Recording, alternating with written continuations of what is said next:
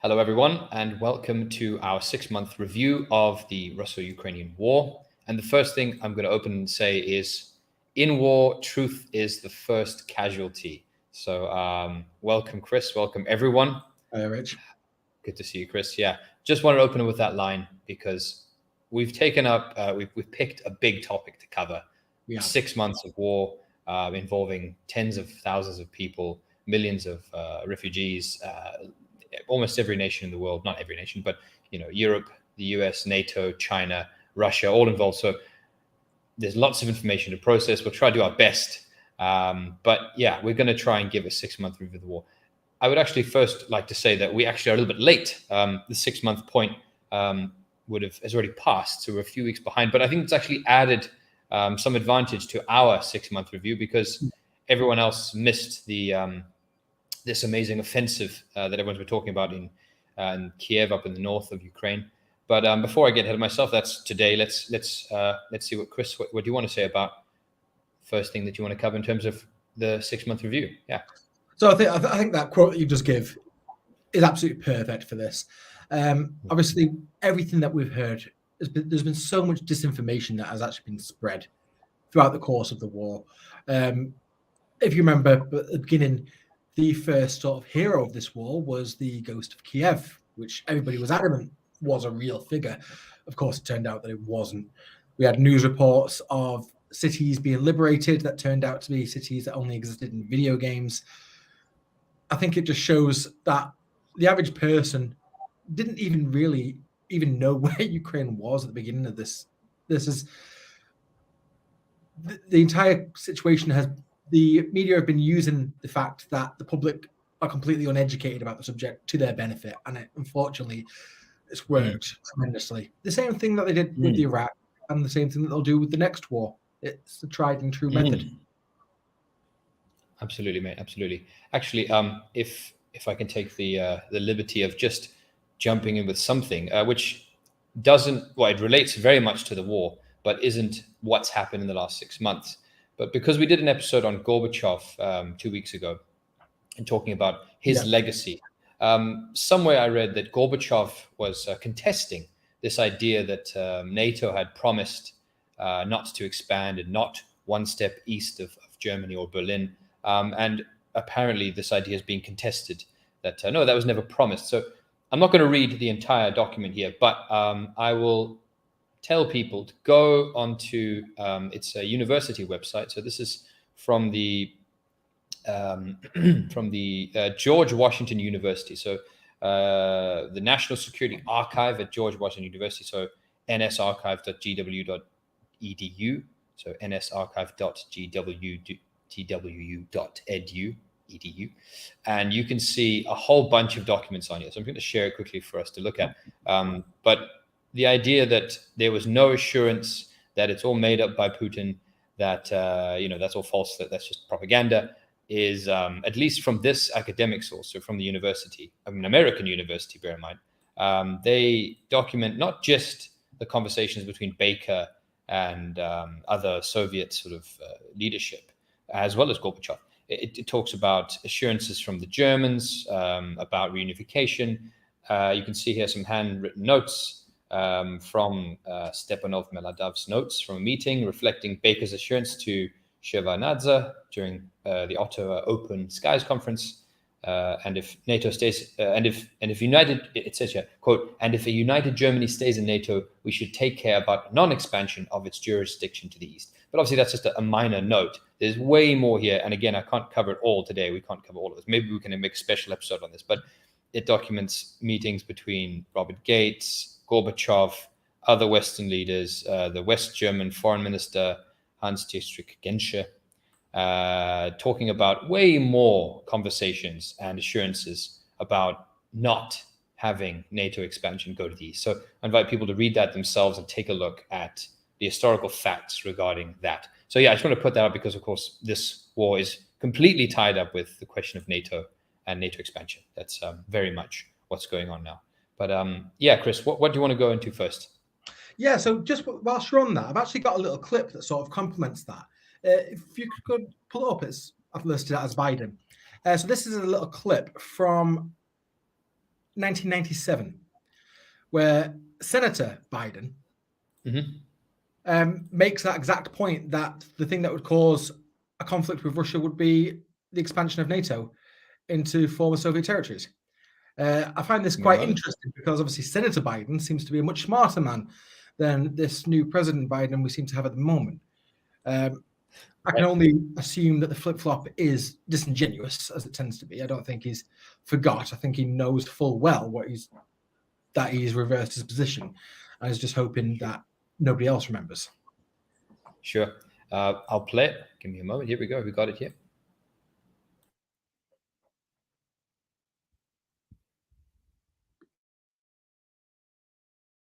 I think the one place where the greatest consternation would be caused in the short term for admission, having nothing to do with the merit and preparedness of the country to come in, would be to admit the Baltic states now in terms of NATO-Russian, U.S.-Russian relations. And if there was ever anything that was going to tip the balance, were it to be tipped in terms of a vigorous and hostile reaction, I don't mean military, in Russia, it would be that. So the way I look at the calculus here,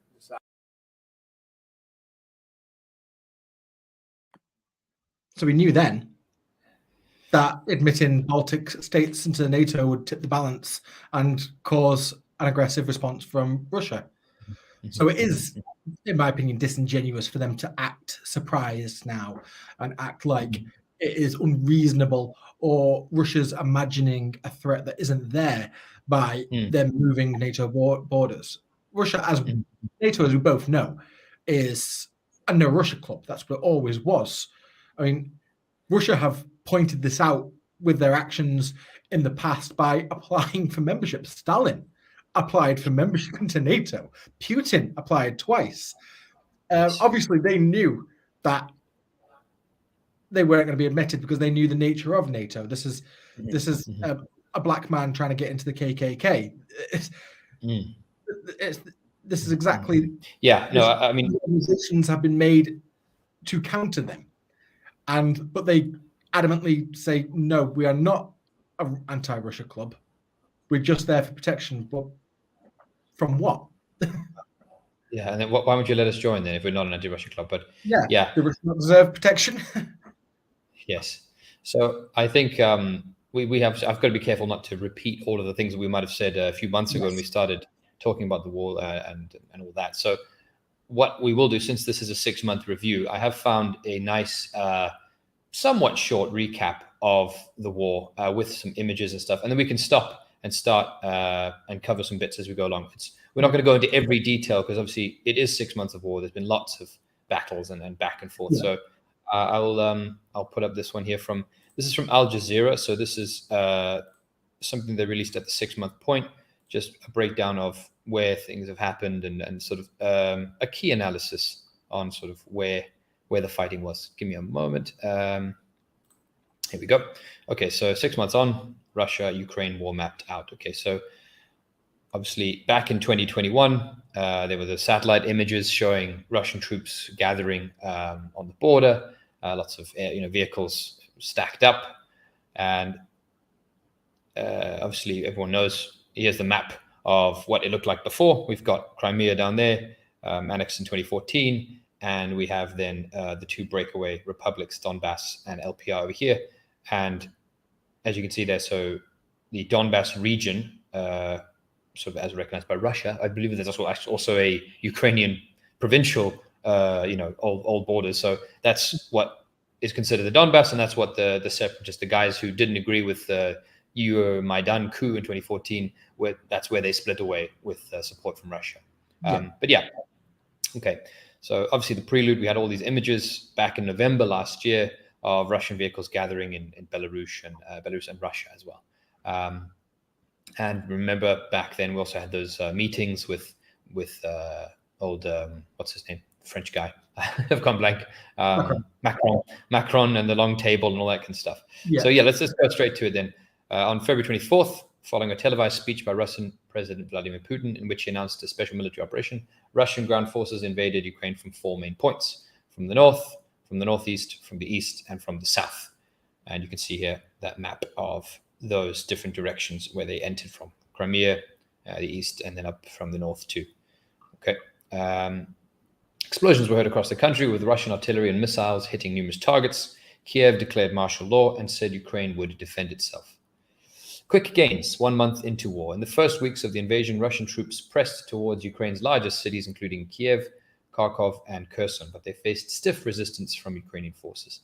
The city of Kherson in the south was the first key urban center to fall on March 2nd, just 1 week after the invasion began. About the same time in eastern Ukraine, Russian forces seized Europe's largest nuclear power plant, Zaporizhia.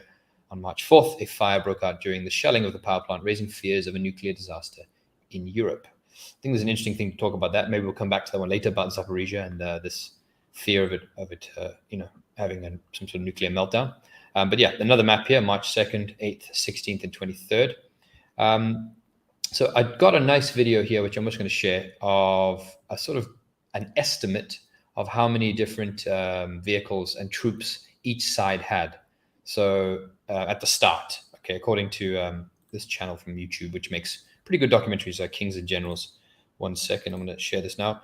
But one thing I'd like to mention about this is that after 2014, Ukraine is sort of, has all these advisors and all this training. So it does change from the army it was in 2014. It is a NATO supported, not NATO trained army, after 2015, pretty much.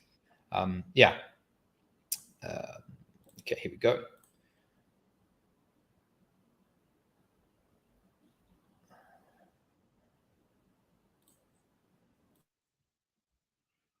Allows us to estimate that 1,200 tanks and 4,800 to 8,400 other armored vehicles are being used in the Russian Expeditionary Force if all BTGs are equipped by the book, which is rarely the case, especially in an army known for vast corruption and poor administration.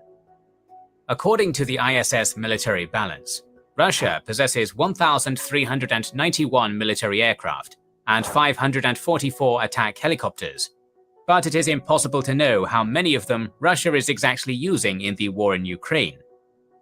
The same source shows that Ukraine has active personnel of approximately 200,000 troops, more than 3,000 armored vehicles, 132 military aircraft, and 55 helicopters. Since Ukraine has declared general mobilization and armed volunteer territorial defense, we could assume the actual number of people resisting the invasion is way higher. Moreover, thousands of volunteers joined Ukraine's international brigade. While talking about the comparison of forces, it is necessary to note that the Ukrainian army has come a long way since 2014. The army has been significantly... So that's just an estimate of what was there at the start in 24th of Feb, on the 24th of Feb. Any comments so far, Chris? So obviously, even since beginning of the year, obviously what Ukraine started with at the beginning of the year would have been their old, effectively Russian-inspired tech. A lot of it would have been using the same cartridges as Russia. As soon as they started getting shipments from the West, a lot of that was there useless because then they've got swapped to guns that fire NATO rounds instead of all Soviet rounds.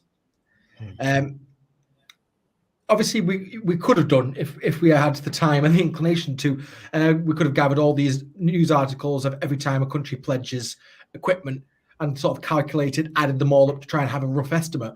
But that's really all we could have done because Ukraine don't sort of say what they have now. Nobody sort of points out what Ukraine have received.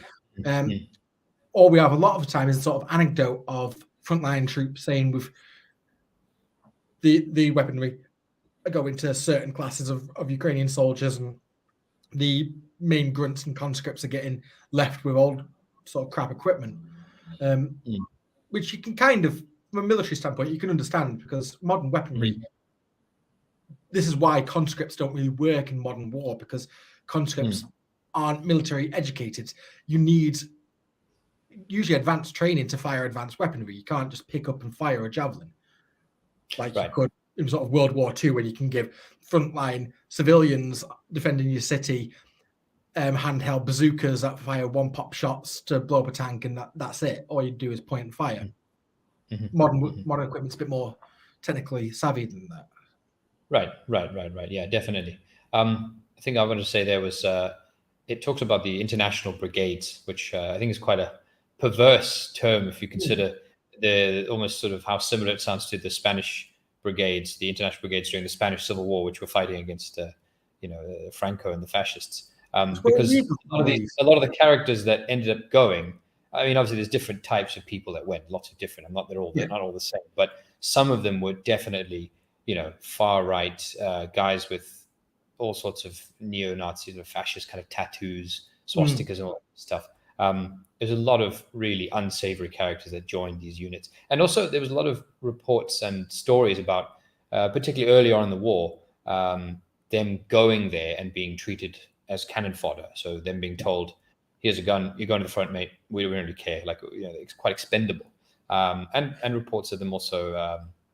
There was that big strike where they were all blown up in some training facility in Ukraine by a Russian strike, and there was an American soldier, or ex-retired soldier, who had served in Afghanistan, and he gave a report where he talked about how different this was to what he'd done in Afghanistan. So he'd been used to fighting with a NATO army where you're fighting against Afghan farmers, basically with old AK-47s from perhaps 40, 50-year-old weapons. They have no air support, they have no artillery, and he was used to having that sort of support, helicopters and Apaches and armored vehicles and medevacs and rations. And he said that this war was completely different. I think that's an important point to make. Obviously, there has been war in Syria and Afghanistan and Iraq. And I don't think that we should sort of understate that those weren't wars. But I do also think that this war is different in the sense that you're talking about a fully NATO-equipped army, or almost fully NATO-equipped army. Yeah, you're talking about a full modern war, a state versus state conflict. Or not peer to peer, but with NATO. Yeah. So in that sense, this is different. Not to take away from any of the other wars and terrible things that have been happening in the last 30 years, but yeah. Obviously, with what you just said about Syria and the mercenaries, it's interesting that if a few months back, do you remember where one of the mercenaries was captured? And I believe the British journalist Graham Phillips, who has since been sanctioned for doing the interview because they said it broke the Geneva Convention. He interviewed that man who's been sentenced to death in the DNR. That man who was interviewed, before he enlisted in Ukraine, I believe has been in some sort of degree of mercenary battalion in Ukraine for the past couple of years. But before that, he was in Syria. He was in Syria, yeah. Fighting with the YPG. So it's interesting that sort of makeup of these mercenary groups having this traditional far-right nationalists, Nazi characters, but also these wishy-washy libertarian anarchist socialist types with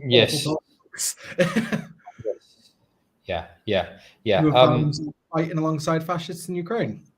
Right. Yeah, the war has dragged up some odd characters from, like you said, that specific soldier he'd fought with in Syria, then gone to Ukraine, and when they interviewed him, he was like, "Oh, I didn't know they were, I didn't know they were so right wing. I didn't know they were so intense. I had no idea. I was just there, and I was just there with my mortar, and I don't know." So. Things have been out well. There seems to be a lot of obviously denial about that. Obviously, yourself and me have been talking about these sort of issues in Ukraine and the right-wing turn since the coup, since 2014, as of many people on the left, and we've secularly been told we're conspiracy theorists. We're wrong. Ukraine just has many Nazis as everywhere else. It's like, well, that's not the point how many there are. It's the disproportionate amount of political clout they've managed to achieve with such small numbers. That's what's unusual in this situation. Yeah, definitely. I mean, the Azov unit, we spoke quite a lot about Azov before, and I think people probably know about Azov now. And there's been all these follow-on stories where a shooting happens elsewhere in the world, and they find that the guy has got the black sun tattoo over here, or was wearing the black sun tattoo, and it does make a lot of really awkward news for this war, for particularly if they're anyone who's trying to drive the Ukrainian narrative and undermine or sort of quiet down this idea that there's right-wing neo-Nazis or neo-fascists in there. In this particular documentary that we're watching now, we just got the numbers from, they talk about one of the right sector militias. And if you're tired of reading about Azov, read about the right sector. That's another one of the right-wing militias. And that also is from a political party that had a seat after 2014, only one seat, but still they merged, just like Azov did, into the, into the military, the defense forces of Ukraine. So yeah, again, though, I do want to mention that, of course, we've got to caveat this a bit, that obviously, and we've said this before, not the entire Ukrainian army is fascist and right-wing. There's just an unacceptable amount of them and units where the ideology is open. The ideology of Bandera and Banderism is there. And it's interesting how much Zelensky and his apologists deny it now, because obviously the West want to portray Ukraine as somehow a European-style liberal, democracy-loving state, and it's not the case. And I saw not too long ago a LGBT group, so LGBTs for Ukraine, acting like Ukraine are pro-LGBT. I'm like, do you want to see what happened last time there was a gay rights parade in Kiev? It's a pretty conservative Eastern European society. It's culturally very similar to Russia. I do have here. Fancy. I know you've not seen this, so I'm quite excited to get your reaction. No, I'd like the surprise. Obviously, we know Zelensky. He was a comedian back in the day. So I've got a clip here. It's only a minute long, but it's very telling. So this particular routine that he's doing is he's playing a character of a soldier fighting for Ukraine army in the Donetsk. Okay, this is obviously before. This is 2014, before he was president, right? Yeah, but during the civil war. Sure. Okay, I'll prove it.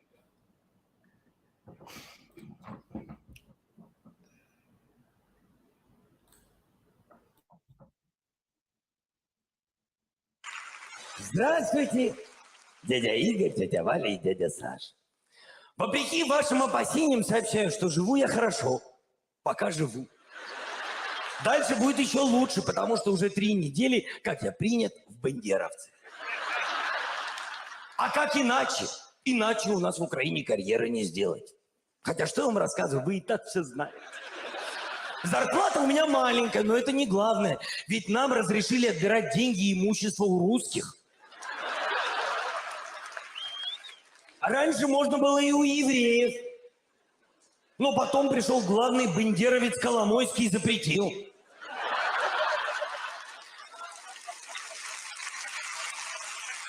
Я, например, сейчас учу английский язык, чтобы забыть русский. В этом мне помогают американские наемники, которые у нас тут на каждом шагу. Я женился во 2-й раз на Вадике. Для нас, европейцев, это нормально.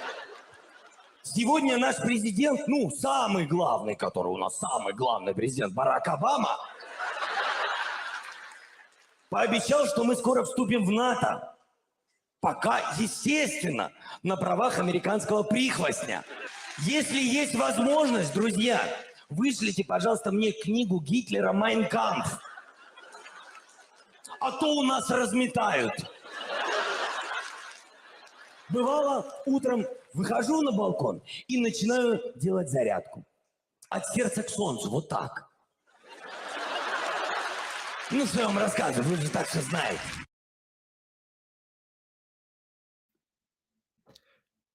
Wow. Okay.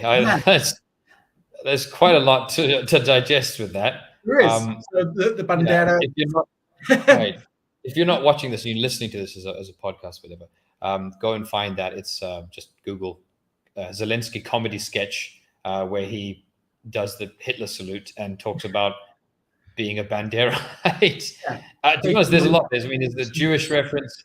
a reference to gay people, a reference to being American mercenaries, a reference to being henchmen against NATO, about robbing from Jews, about robbing from Russians. I mean, it's a comedy sketch, so I guess, there's a poetic license.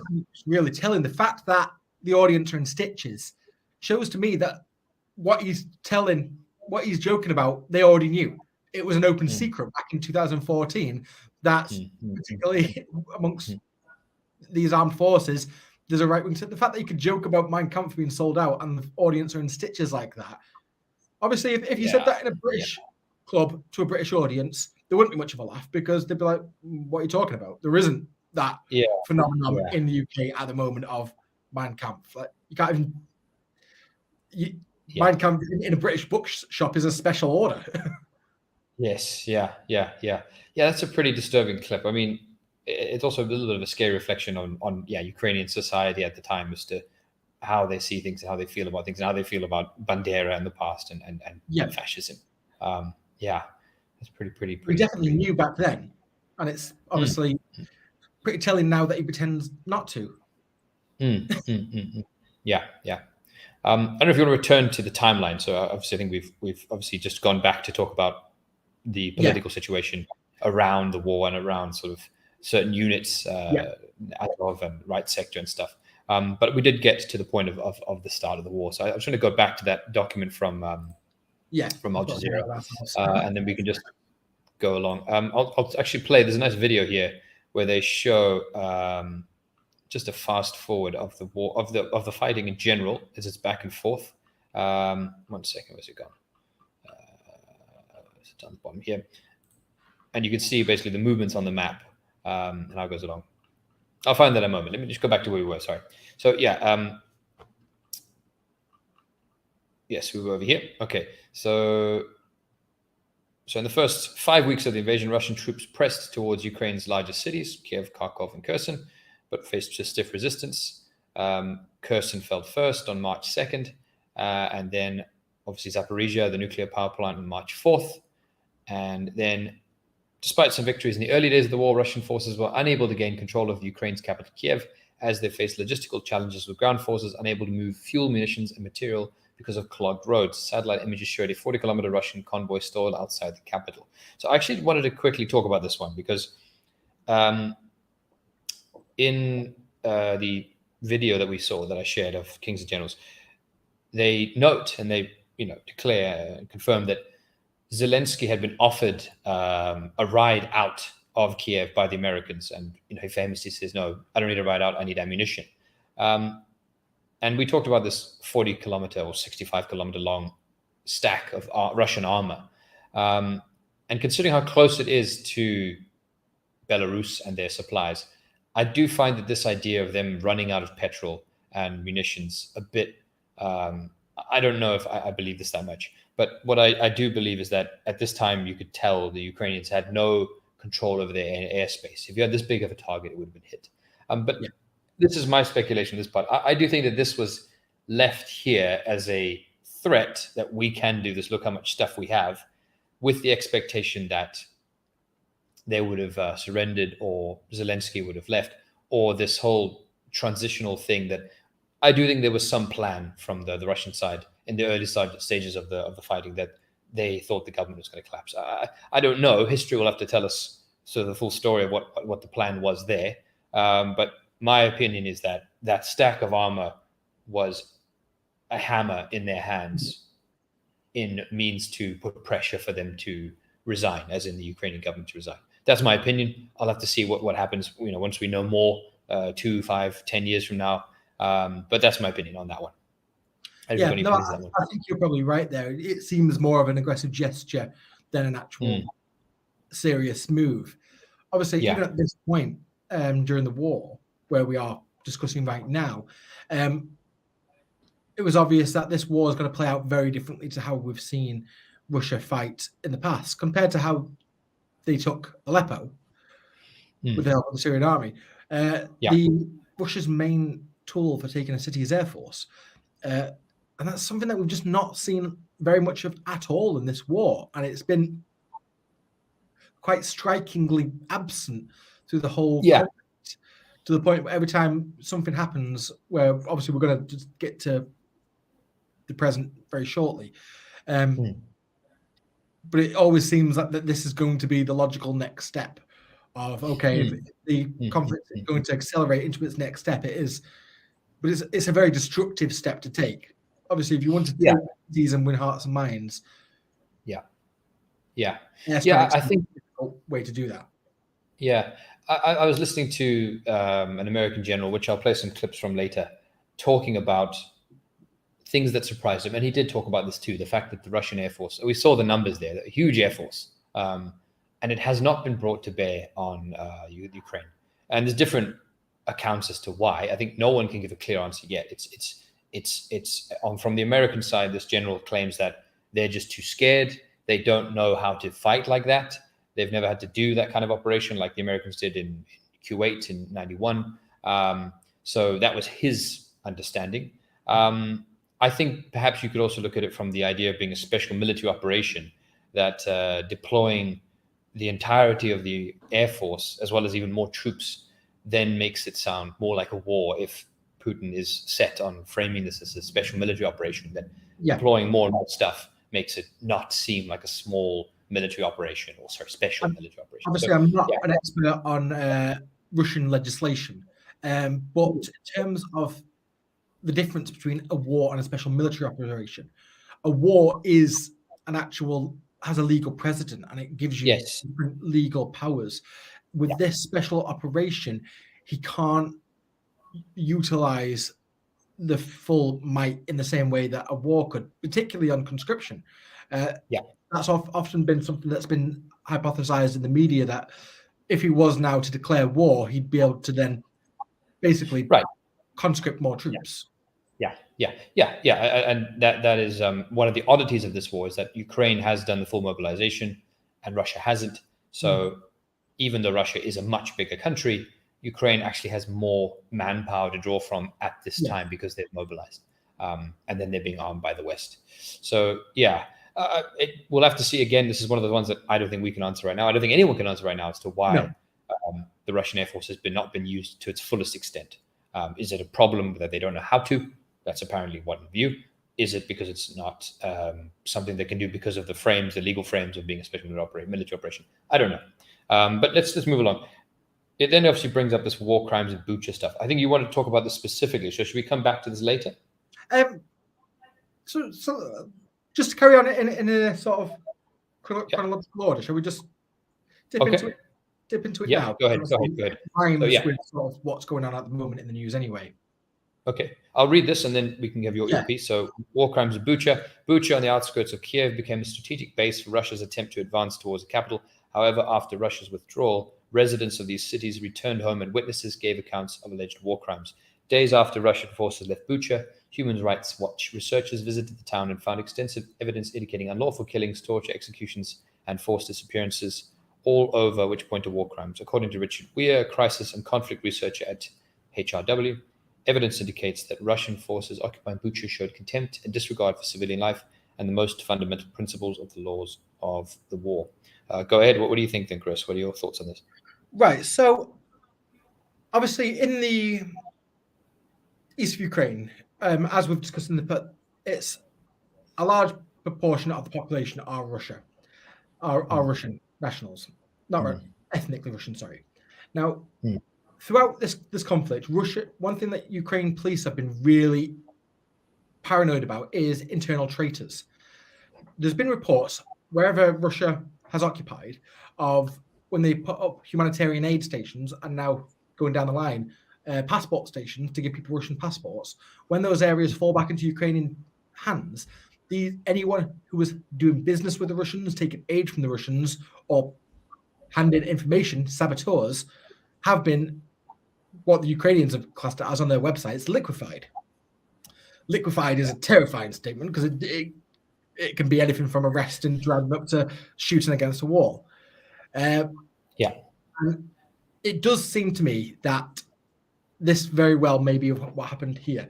Now, in terms of the actual timeline here, so Russia left Bucha on the 31st of March. On on the 1st of April, the city council posted a video. The mayor came out saying the city was liberated. But then later in the day, Ukraine Central Command said there's no evidence that Russia have left the area. And that's when we saw videos of them shelling Bucha. So Ukraine was shelling a city that the mayor had already announced on social media Russians have left. Central Ukraine said, no, we've got no proof. We're carrying on bombing. So on the first they moved in, it was only on the third reports of killing. So for those 3 days, there was no reports of these massacres. When you look at the actual pictures that are shown to us, I think you just showed one in that clip, there's bodies everywhere. How can you not notice these bodies everywhere for 3 days? Right. Yeah. And they're literally in the street. And certain areas in the what look like some of them do look like executions. There are pictures where you'll see people with their hands tied and their shirts pulled up. Yeah. So to me, there isn't a question that there has been executions. The question is who perpetrated it. I think it is unbelievable to me that nobody noticed these bodies everywhere for 3 days. The fact that they were shelling by Ukraine in the meantime. And there's reports of these people having on their corpses Russian rations. You're not going to feed people your ration packs if you're going to shoot them. But I completely can believe that Ukraine secret police would have killed people who they found to have been taking rations off the Russians because they would have assumed they're saboteurs. Right. Yeah. And also, I think, so this whole thing with war crimes and there's obviously more than one. Bucha, and there's this one that's just come out yesterday or the day before, which we can come to later. There will be allegations and counter allegations, and it's going to be, as we said at the start, truth is the first casualty of war. Yeah. So I think the point I want to make on this one is about Amnesty. Amnesty also released this statement, which caused a lot of upheaval. I'll read it for you guys here. I'll show it to you. Basically saying that the Ukrainians had been using civilian sites to keep troops, so using human shields basically. So let's get over here. Here we go. So this is from Amnesty International. So the Ukrainian forces set military bases up in residential areas, including schools and hospitals, attacks launched from populated civilian areas. And of course, they do say that it doesn't justify any of Russia's attacks, but they don't mince their words. They say Ukrainian forces have put civilians in harm's way by establishing bases and operating weapon systems in populated residential areas, including schools and hospitals, and it goes on quite there. So I invite people to go and read the full document of what Amnesty says, and that caused a huge upheaval because, of course, this doesn't play very well to the narratives of NATO and the West. If we're arming and sending weapons and sending money to Ukraine, and they're doing this stuff, then it's not something that people would like to hear or like to be paying for, particularly in an energy crisis. Just on one thing, so I forgot to mention this earlier. On the funding side of things, a few months ago, so never mind the money that was just released last week or 2 weeks ago, or whichever new arms shipment, at some point in the halfway through the sort of 3 months into the war, the Ukraine had already received the equivalent of the Russians' entire military annual budget from the US in some shape or form. So they've already had enough money to basically pay for an entire Russian military. That just shows you the scale of support. And also, I mean, on another token, while you've got sort of brown water coming out of taps in America and homelessness in the streets and stuff, the American government has the money to pay for an entire year's worth of Russian military, extra willy-nilly flying around, just spare cash. So that just shows you how much money the US does have to play around and throw around in international affairs. I think it's sort of, you have to read between the lines, but this has never been said that this is a donation. This is very much a lend-lease, like what the Americans did to Britain during World War II, where they gave us as many weapons as we can, said, oh, well, don't worry, pay us later. But that later does come. And in the case of Britain after World War II, it came very quickly after the war, where America said, sorry, okay, now it's time to pay up. And we ended up having to basically give America the right to trade throughout our colonies in dollars instead of pound sterling, which is basically what sunset the empire. Ukraine are going to have that come bite them in the ass quite quickly after this ends, when America say, okay, now pay up. You owe us quite a lot of money.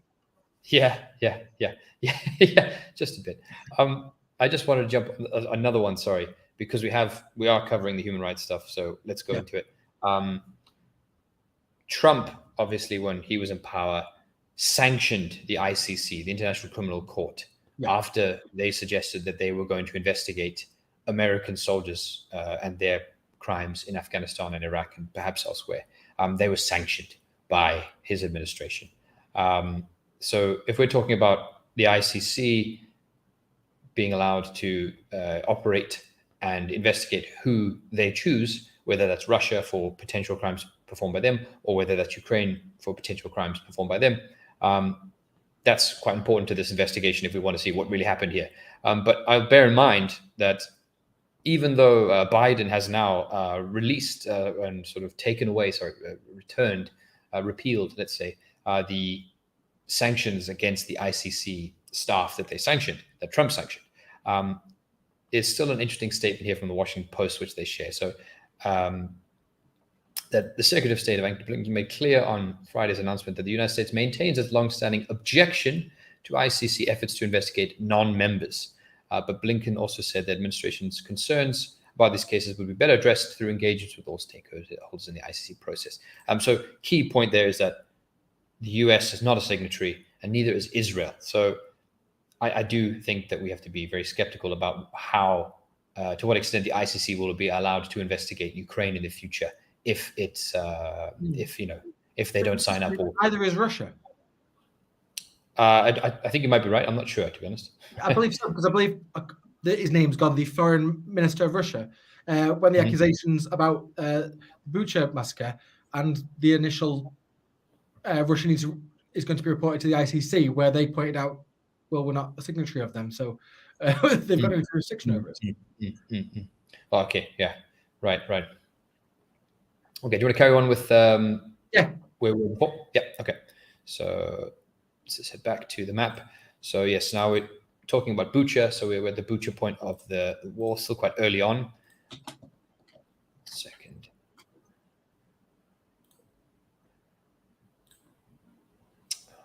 Here we go. Okay, so yes, second phase of the war. After Russia's failure to capture Kiev and the withdrawal of troops in the north of Ukraine, Russia focused on the Donbass and a push towards Mariupol in the second phase of the war. In late April, the Kremlin published a set of aims with four main goals. According to the Russian Ministry of Defense, Russia's military was to take over Donbass, create a land corridor from the region to Crimea, block Ukrainian Black Sea ports, take control of southern Ukraine to create a passageway to Transnistria. Okay, there's a map there, of course, showing what's happening in April, sort of push from Russia up the east and a pull back in the north. So obviously pulling away from all the cities, as I already mentioned. Okay, and then siege and fall of Mariupol. So early on, Mariupol was subject to Russia's relentless attacks, but it was also where Ukrainian tenacity was put on show. The port city was besieged in March with multiple failed attempts to create humanitarian corridors amid incessant shelling. I must actually correct this document. There were eventually created the humanitarian corridors, but carry on. Mariupol endured some of the most intense fighting during the war, with a catalogue of attacks from the bombing of a maternity hospital on March 9th to an air raid on the Donetsk Regional Drama Theatre on March 16th. There's an image showing, obviously, the scale of fighting. The Kremlin views the port city of Mariupol as a bridge to the Crimean Peninsula, which Russia annexed in 2014. Aside from establishing a land corridor, Mariupol was also a key part of Russia's plans to put a stranglehold on Ukraine's economy. The city's port is a key export hub for Ukrainian corn, coal, and steel. For months, grain exports were halted until a Turkey and UN brokered deal last month allowed shipments to flow again from Black Sea ports. The Azovstal steelworks, one of the largest metallurgical plants in Europe, had been at the center of fighting in April and May. The complex was used as a shelter by Ukrainian forces and civilians. According to Ukrainian authorities, there were 1,000 civilians hiding at the plant at one point. Any comments on Azovstal, Chris? Obviously, this was something that we sort of concentrated quite a lot on back in the time. I believe the humanitarian corridor actually went to Russia, didn't it? A lot of them were arrested. This, obviously, the Azov battalion, who we've mentioned many times, they were the main. They identify, even on their website, as a National Socialist movement. It's just amazing that how the West sort of PR managed to spin this, and even had the liberals in the West saying, "Oh, they're good fighters, though, aren't they?" It's like as if that forgives everything else. These Nazis, they're really, really tough, aren't they? Yeah. I think something that I would like to comment here is that if you take something like the Zaporizhia power plant and Azovstal steelworks, these were both built during the Soviet times, and I've never ever heard any positive thing talking about the Soviet economy and its achievements from a Western source. And all of a sudden, you had these beautiful descriptions of Zaporizhia, the biggest nuclear power plant in Europe, and Azovstal steelworks, the greatest, most impressive steelworks you've ever seen. This is not something you would ever hear if we were talking about economics of the Soviet Union and its achievements. All of a sudden, these things became these beautiful, achievements. And also the same thing about people's homes and stuff. The majority of people in Ukraine live in Soviet housing. And all of a sudden, historically, the descriptions of the Soviet Union, this gray, drab, dreary place, horrible life, terrible homes. And now, because the war's on, it's all very emotive, and these beautiful homes, this beautiful life, this beautiful country has been destroyed. And on that note as well, we're in areas where you can see where these big brutalist commie blocks have been hit by artillery, and only the fronts fallen off them. It just goes to show how well these buildings were actually built that can survive this. My conservatory roof nearly came off last time. It was windy. and half these buildings pretty much look like they can just be repaired. Right. Anyway, moving on to April. On April 21st, Putin ordered Russian forces to seal off Ukrainian fighters inside the city. Ukrainian fighters stayed inside the plant for more than 80 days, resisting Russian forces. However, in mid-May, approximately 1,700 Ukrainian soldiers surrendered, and at least 1,000 were transferred to Russia, leading to the fall of Mariupol. So there you go. March 20th, they were encircling. April 20th, most of the city is taken, and you've got the cutoff with, I believe that's the old port, and then you've got the plant, Azovstal, and then May 20th, it falls. Then war at a deadlock. So despite Russia's reorientation of forces to the east of Ukraine, its offensive has appeared to gain little ground since May. A war of attrition has emerged as big territorial advances have become less frequent, despite Russian forces claiming victory over the city of Lysychansk and overtaking the Luhansk region in early July. Much of the fighting in recent months has been concentrated in eastern and southern pockets of Ukraine around Kharkov, Severodonetsk, and Izium, as well as Mykolaiv, Kherson, and Zaporizhia, where fighting near a nuclear power plant has renewed fears of a possible disaster. Ukrainian forces have tried to take back territory in Kherson, while Russian forces have attempted to advance in Donetsk. Russia's focus is now on the entirety of the Donetsk region in the Donbass, which, along with Luhansk, was recognized as independent earlier this year. Russian officials have stated that their forces are fighting for the complete liberation of the Donbass. So there's some more map there. I think we can skip this bit here. So this is explosions across Crimea. So an airfield was hit, Russian airfield, and they blew up a lot of planes. And that was in Crimea, which is quite a shock. Pardon? As you'd expect, really. I'm almost surprised that it took Ukraine this long to realize that hitting airfields is probably a good strategic decision to do. So let's just jump ahead. So obviously refugee movements. So the UN Refugee Agency, UNHCR, says that there are more than 6.6 million refugees across Europe and some 7 million internally displaced within Ukraine. The US granted Ukraine the right to stay and work for up to 3 years in the 27 member state area. Okay, so obviously it's mostly women and children because the men have been told that they cannot leave, they have to fight. And then since late February, the UN has recorded 11.1 million border crossings leaving Ukraine and 4.7 million crossings returning back into the country. And this obviously shows you where they've gone. So nearly 2.2 million went to Russia, around 17,000 to Belarus, 5.5 million, rounding up here, into Poland, 700,000 to Slovakia, 1.2 million to Hungary, 1 million to Romania, 500,000 to Moldova. So that's where they've gone, apparently. I mean, obviously, the ones that have gone to Poland and to the west, I imagine, have also gone to Germany, France, and the UK. Yeah. Okay. Yeah. So that's Al Jazeera's assessment. Obviously, they released this at the proper 6-month point, so it doesn't include this amazing counteroffensive that's happened in Kharkov, north of the country. I just wanted to mention. So yeah, I'm not going to play this map. We were got an idea that basically the war, you had the troops arrive in the north and the south and the east. That northern offensive has peeled back now, and the fighting is around, the Donbass, Luhansk, and Donetsk, and then holding that land bridge from Kherson all the way to Donbass.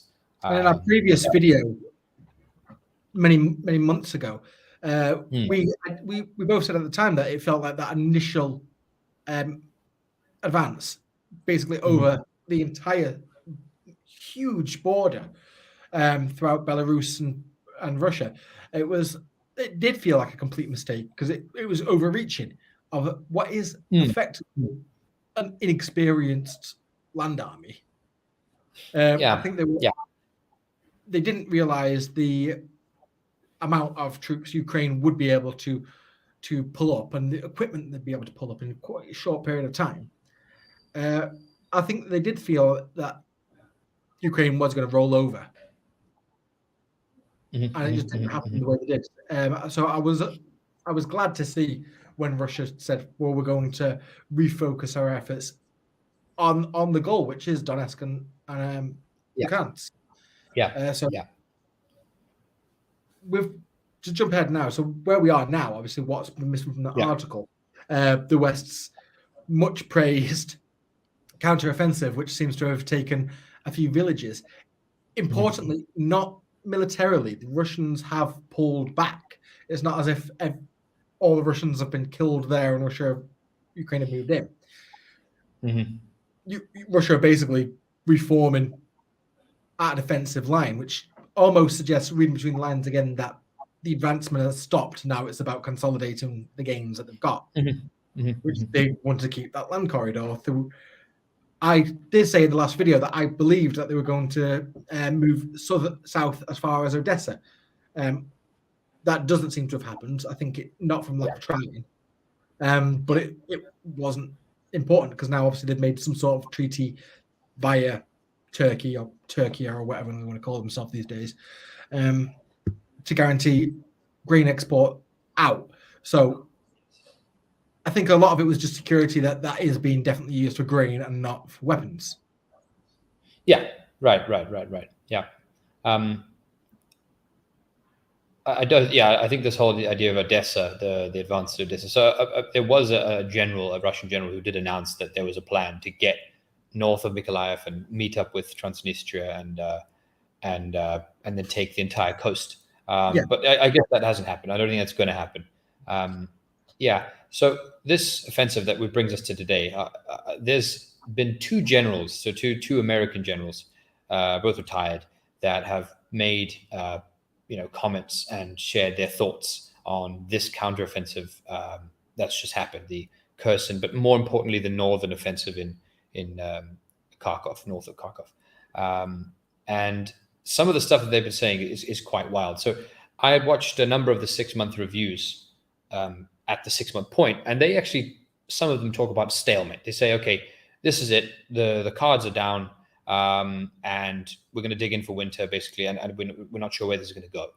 And obviously from the Ukrainian side, that's very dangerous because Europe and to an extent America, we're going into winter, and this cost of living crisis is going to bite pockets, and people are going to start grumbling over why we're sending hundreds of millions or why we're sending whatever over to this war when our own people are suffering. So from the Ukrainian side, this advance was very important for political reasons, propaganda purposes. And also, I must stress that I'm not going to say, oh, this advance means nothing. I think that this Oskil River that everyone's talking about, that they've been pushed back to this Oskil River, I think if they do go beyond that and take back actual parts of Lysychansk, that would be a significant problem for Russia, because the stated aim of this war is to help the DPR and LPR. So if they lose that territory, then I think they are losing one of their main intended aims. But I'll play some of the stuff that this general has said. So the first general is called Lieutenant Hodges, and he is a quite a distinguished chap. So I'll let the this is all from from the UNC. I think it's the University of North Carolina. Interviewed him a few days ago, 5 days ago. So let me just pull this up. And don't worry, we're not going to watch the whole thing. I've got some timestamps, so here we go.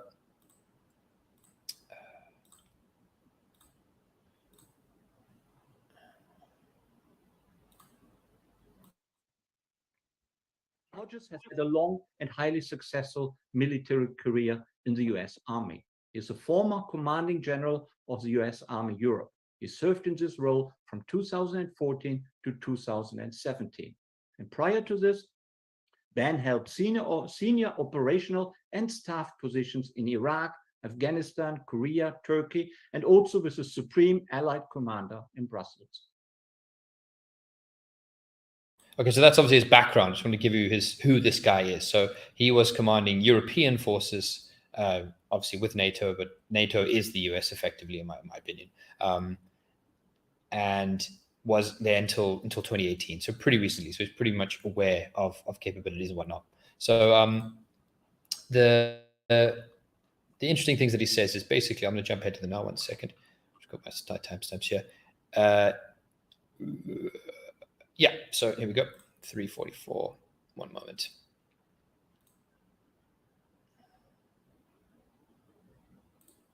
To the 23 February line by the end of this year, and that they will reclaim Crimea next year, and that they will have achieved their objectives of total restoration of Ukrainian sovereignty over all of their territory by next year.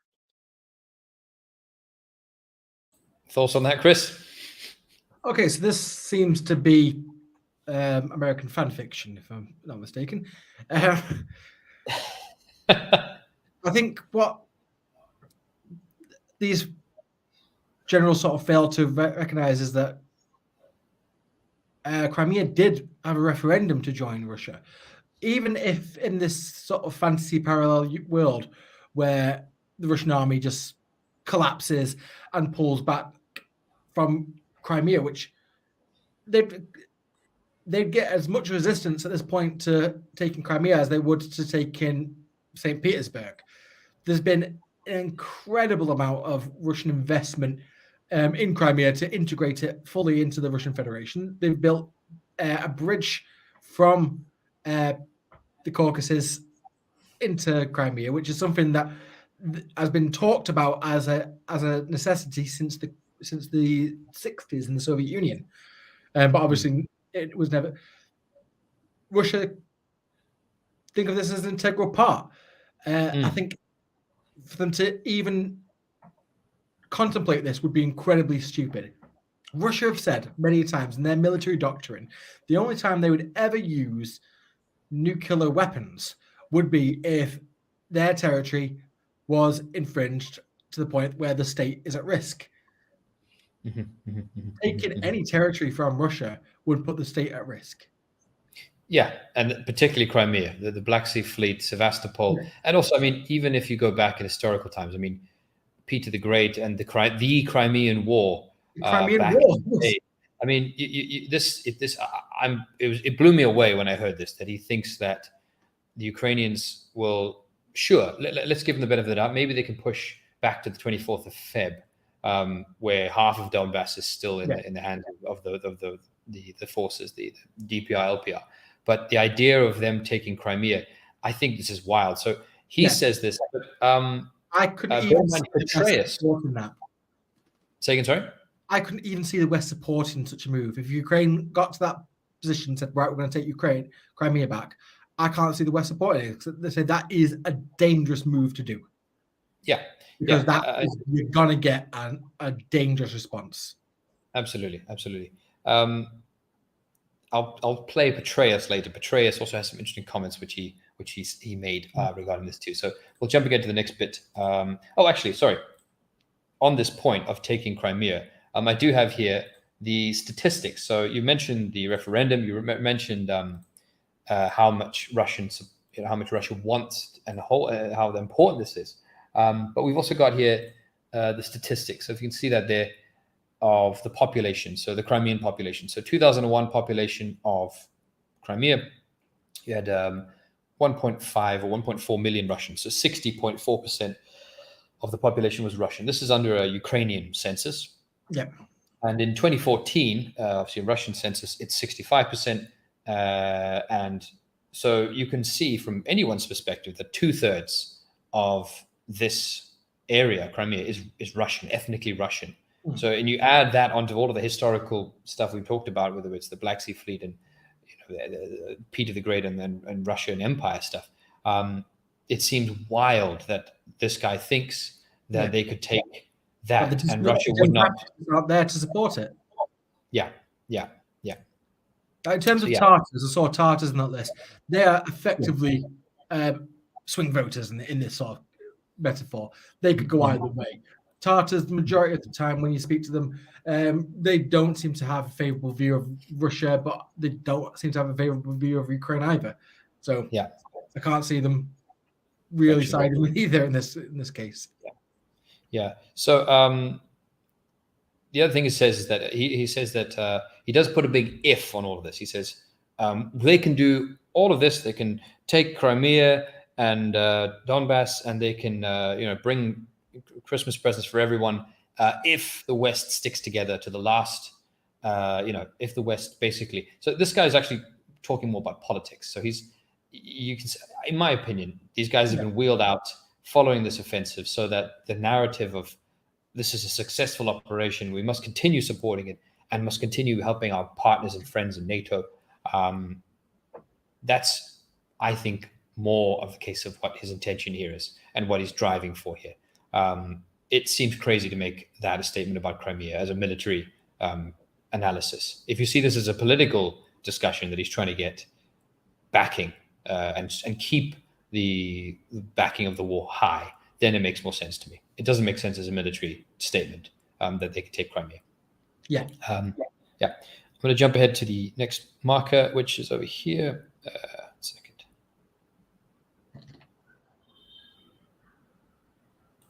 Okay. These things, and they don't have the system to do it. At the same time, the sanctions were having effect. Most of the precision weapons, the top quality weapons that the Russians use, cruise missiles, Iskander, etc., depend on imported components. The Iskander itself, 85% non-Russian components. So sanctions have prevented them from being able to replenish those losses. So that's. So yeah, this guy apparently, I mean, he's not wrong. I mean, there are lots of statistics which show that the Russians do import loads of chips. However, I do think that having all of the preparation that Putin's already done in terms of he predicted the sanctions and therefore pulled up the reserves and the oil stuff and the gas stuff. And I highly doubt that they didn't think about what would happen if the war went on for a bit longer, if they needed more chips. And the Chinese can back them up a bit on this one.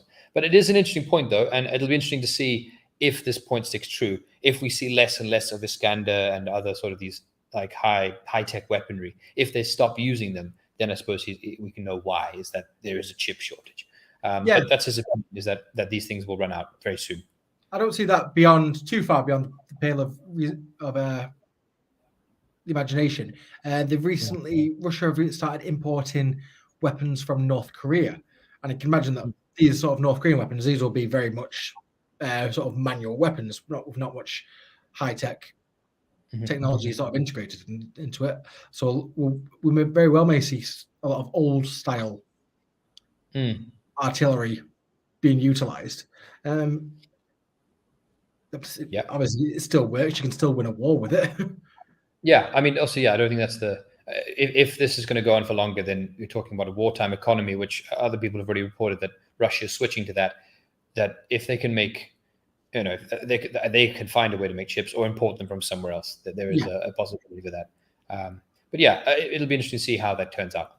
The next thing he says is about China, which I think is quite telling again. So I'll play this for you. Ships, the Chinese would have paid close attention to that as well. Mm-hmm. And you said you expect a war with China in 5 years' time. Isn't this a I think I see the possibility of a kinetic conflict with China within the next 5 years. And I picked 5 years.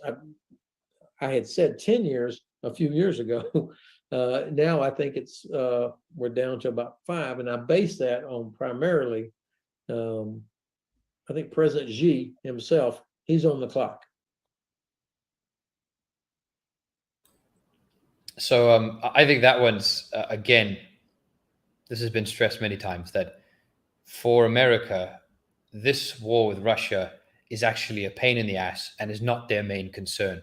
Yeah. If you had this war not started, they could have just carried on with what they were doing with China, agitating around Taiwan and countering that whole Indo-Pacific stuff that they were doing with AUKUS and selling submarines and getting India on board and getting Australia on board and reconfiguring the space around China to curtail China. So the fact that in this conversation he has to bring in China, that there'll be a war with China, just shows that there really is this need from Western leaders and West leaders to try and steer the ship back to the bigger threat that they see. This is the point that we made months ago, that this conflict, Russia isn't the Soviet Union. When it was the Soviet Union and the People's Republic, the Soviet Union was the bigger threat for the West. Russia doesn't equal that anymore. The bigger threat to the West now is China. Russia plays second fiddle to that. I think Putin knows that. It's a rump state in comparison to the Soviet Union. Its economy has never managed to match what the output of the Soviet Union, even in its dying days in the 80s. This is very much still about that. And with what you've seen about chips, the majority of chips in the world are manufactured in Taiwan. And obviously with what's going on there now, it's very easy for China to put that embargo around Taiwan, which would put the West in that exact same chip shortage that Russia are now facing. Yeah, absolutely. So the next part is, this one's quite, considering the year that we're in, so 2022, if you peel back the clock 100 years to 1921 and 1920 and this Russian Civil War and the intervention by America, Britain, Japan, and all sorts of nations, imperialist nations back then, to try and carve up Russia. This general sees this war and this idea that Ukraine will push back, take Crimea and take everything else. He says it has the potential. He doesn't obviously say that it definitely will happen. He says that it could happen where they lose, and because of all these internal contradictions, I'll play the clip. It's pretty reminiscent of stuff that was being discussed 100 years ago.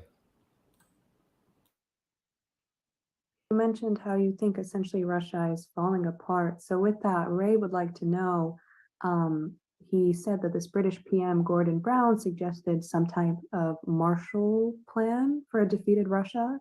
And he wants to know, what do you think of that strategy? Well, I think most of Europe, well, not just Europe. You think about Russia, gigantic landmass, not a population that's proportional to that landmass, but still 140-something million people,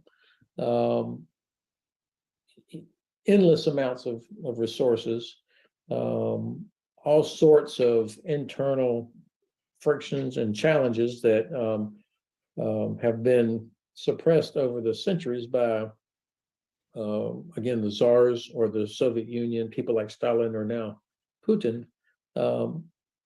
It's in our interest that somehow, if there is a breakup or a balkanization, if you will, of the Russian Federation, that we've thought through what happens to all those nuclear weapons, what happens to the energy infrastructure, what happens to the refugees, the trillions of dollars of assets that are in banks and real estate all around the world. What happens? Oh, he's salivating at the mouth. Yeah, right. So, I mean, you can see he's being very careful with his words. Yeah. You know, Apart from the Europeans organisation, need I was to- just thinking yeah, that the Europeans certainly have an interest in mediating his this resources. breakup of this country, which they're all very oppressed Yeah. and have been suppressed. So, By a then again, central implying government. that it would be a pardon. What he's just said essentially is true for any federation. You lose a war, and it is very difficult for the successor state to hold a federation together. It would be the exact same for the United States. If they lost a war, how would a federal American government keep Texas, keep California? How would it stop any of these states seceding? The exact same would be for Britain. How would they stop Northern Ireland from leaving? How would they stop Scotland from leaving after we badly lose a war? He's not saying anything particularly profound other than stating the obvious. It's just that the salivation at the mouth is the arousal that he's getting from this idea of Russia collapsing and us being able to move in and get the Chechens to rebel, and then we can move in. Right. Exactly. So, I mean, it also seems a bit foolish of him to actually, knowing that people like us will be watching this, you think that he would have just skipped the mention of energy infrastructure. I mean, that's just oil pipelines and oil refineries and gas, of course, but still. And then massive of resources. He didn't need to say that. He could have just said, we need to be concerned about the nuclear weapons and, of course, the refugees and that no conflict would break out. That's all he needed to say. He didn't, it was too Freudian slip. Yeah, like, the masses of resources. I mean the refugees. Yeah. The fact that he actually called it balkanization. That's right. In a positive. Well, that's usually something that and then it also leads you to think sort of like, well, hold on. If you think that this could lead to the breakup of the largest land country in the world, which has the largest stockpile of nuclear weapons, and there would be war and potential breakup of reunions and refugees, shouldn't this go into the calculation of the current Ukrainian conflict too? If you think that's going to happen, if you think that we might have to deal with the biggest nukes in the world being willy-nilly handed around by all sorts of, I guess, fanatics, Chechens, and other nationalists, that's a really bad. That's way worse than anything we've ever had to deal with ever. Going missing, nukes being taken over to borders by groups that within years you'd have groups like the Taliban having old Soviet nuclear weapons. Yeah. And then also, if this is what this guy's opinion is, and the Chinese are listening to this, and they are sitting on the border of that huge country, then obviously, I mean, this would send panic down your that sort of instability on their border. Chaos could happen on your border. Yeah, exactly. So then I think, do I have another one for him? The other stuff he says, they ask him, will the West come in? He says the West will only come in if Russia does something very stupid. So if they attack a NATO member or if they use nuclear weapons. He says that, basically he does emphasize the West is not going to intervene at this point unless something really drastic happens. And then he just re-emphasizes that they're going to win as long as we keep sending money, as long as we keep NATO together, as long as we keep our alliances together. I'll jump to Petraeus just to quickly just give you his views as well. He also says some pretty crazy stuff. So one moment. Here we go. There he is, old Petraeus. So if you're not familiar with who Petraeus is, also a big general in the US also, and was the ex-CIA director. This guy was in charge of, he was a general in Iraq and then CIA director after that. So let's listen to what he has to say.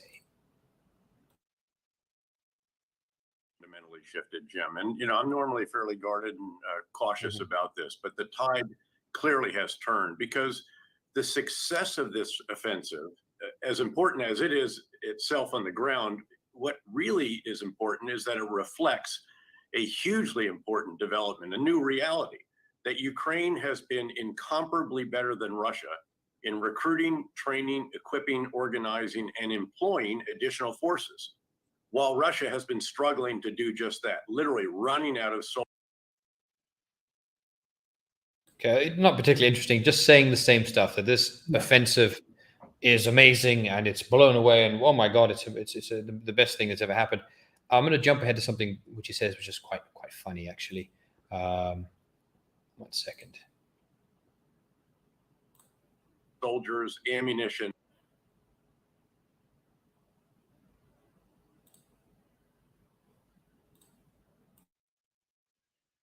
They left behind stayed in power for 2 years. This is going to be a terrible. This is just how does it? This is worse than Afghanistan. Remember, they left Afghanistan, and the government they left behind stayed in power for 2 years. This is so. Petraeus thinks it's a good idea to talk about the terrible withdrawal of Russian or Soviet troops from Afghanistan, and the government only lasted 2 years. I mean, does this man not see the sort of blatantly ridiculousness of mentioning a failed withdrawal from Afghanistan? And how long did the government last? Though, when they How long did the government last? Days. I mean, I don't. Technically, it was never on its own feet, so No. they never withdrew. It never lasted. It was gone before they left. It left before them. So yeah, because it was American troops helping the refugees out, wasn't it? After the president. Right. Yeah, no, yeah.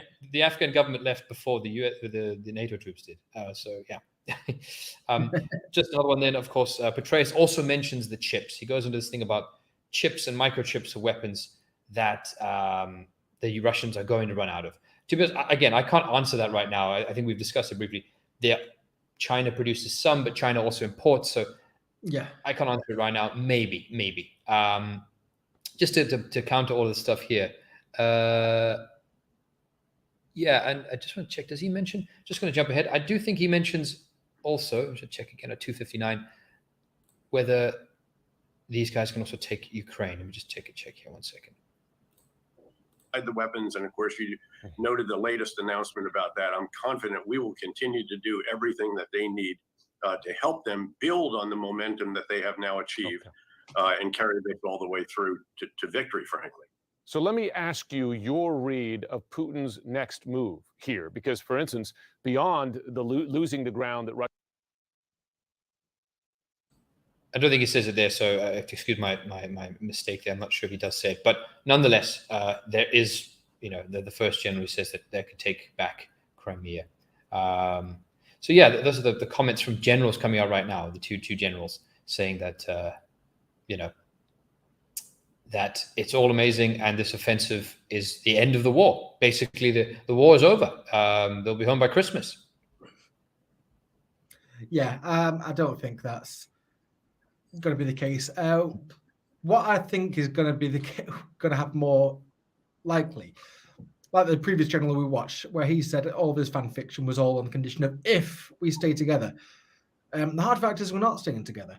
The governments of the EU can't agree. It seems like political momentum is drying up. I've got another little article here. If you could just pull this one up. Yes. Which one is it?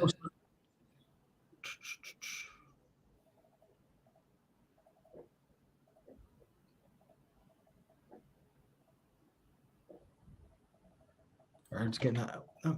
The Zelensky spy chief one? No, this one. Okay, you just sent it. Okay, 1 second. Ah, yes, I know this one. Okay, got you. Yeah. So there's been protests as of this. What is this dated? 2nd of September. So a huge protest in the Czech Republic. Interestingly, the narration that I've seen says it in hushed tones of far left and far right coming together like it's a bad thing. What I read is normal working class people who are feeling the pinch, who are saying that why are we paying this money? We can't afford it. And we should be neutral. When we had a chat yesterday, Rich actually pointed this out. Obviously, for our viewers who know, Rich is in Vietnam and I'm in Stoke in the UK. It is currently September and I have a woolly jumper on because we can't afford to put the gas on at the moment. This is now becoming a reality that is hitting home. The goodwill that people had back in February and March has run dry. It's hitting our pockets. We're getting gas bills in the thousands. And this is like a geopolitical game of knuckles. All Ukraine needs to do is say we're neutral. And all we need to say is we're neutral. We don't even get our gas from Russia. We get our majority of our gas from Kuwait. A lot of this seems artificial. The fact that these billionaires are still racking up profits like this, and then we're paying for it. This isn't our war. We didn't cause this. We shouldn't be paying for this. And I think this is a current that is being suppressed by the mainstream media. They're choosing to not report on the true public feeling. They're trying to drive the narrative by saying people support them. You can't even see, obviously Boris Johnson's gone now, but Liz Truss has carried on this tradition of always wearing the pin of the cross-Union Jack and the Ukraine flag, just to constantly remind us that that's there, giving statements like, oh, don't worry, the people of Britain don't mind. That you haven't asked us. And when you do ask us, when you ask the people of Czech Republic or the people of Germany, you get responses like in that article, and you don't want to hear it. And I think that's what's going to, that's going to be the straw that breaks this camel's back, I believe. Yeah. I think when we will actually know the full sort of scale of this when winter really comes. So in about 6 weeks, when it starts getting cold across Europe, we'll start seeing the effects. I mean, perhaps another episode we can talk about the long-term effect of gas and stuff like that and heating, because the economics of the war is another side to it. But I think we've done a pretty good cover of the main events of this last 6 months. I don't know if you want to cover anything else, Chris, or if we're good for tonight. I think we're good. I think we can leave it another 6 months hopefully, and then yeah. I mean, we'll be back next week if indeed this the offensive keeps rolling and Russia's pushed back. We will report on it. We'll cover it, and let's just hope that things don't turn out as Lieutenant General Hodges wants in terms of the break of Russia and dishing out of nuclear weapons across some chaotic new Russian war zone. So let's hope that doesn't happen. Oh, cool. So thank you very much, Chris, and thank you very much who's been watching. We'll catch you next time. Thanks. See you next week. See you next week, everyone.